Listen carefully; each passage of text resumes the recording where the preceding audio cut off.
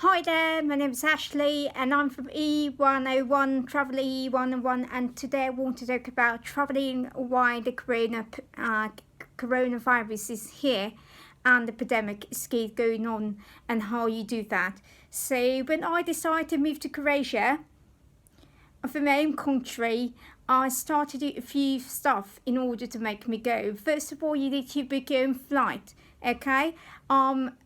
Croatia, sometime, not all the time, gonna ask you to show a ticket back. So be prepared to have an open ticket going back to your own country if you're outside the EU. If you're inside the EU, probably you can take the train or another flight which when you decide to leave, but you're allowed to stay as a EU resident.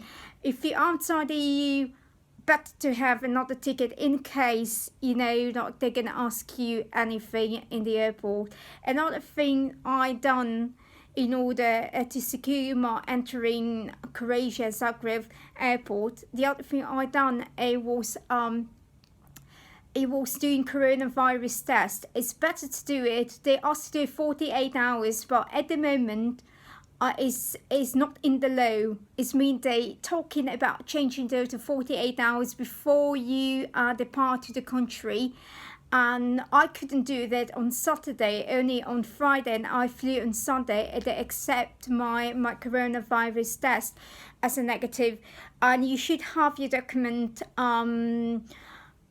you should have the document in English. If you come from a country like from Germany, for instance, and you get your result in German, you need to translate them to English. So you need to make sure that your GP in your own country or your private lab, whatever you decide to do, could print it in English so they can see your name on your passport in English and they would approve it. This is a really important thing and it's very important to do.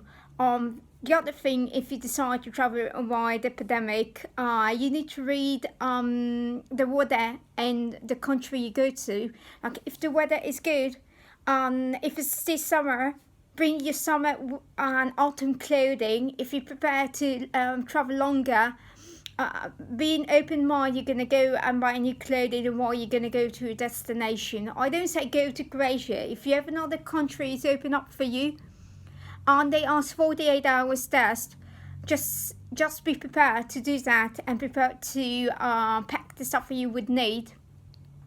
I decided not to go to exchange store because where I came from, the numbers is very, very high, and I didn't want to take any any chances that I'm gonna get it. So I went to test myself, and I went back home, and I was eating at home. I didn't go out for days.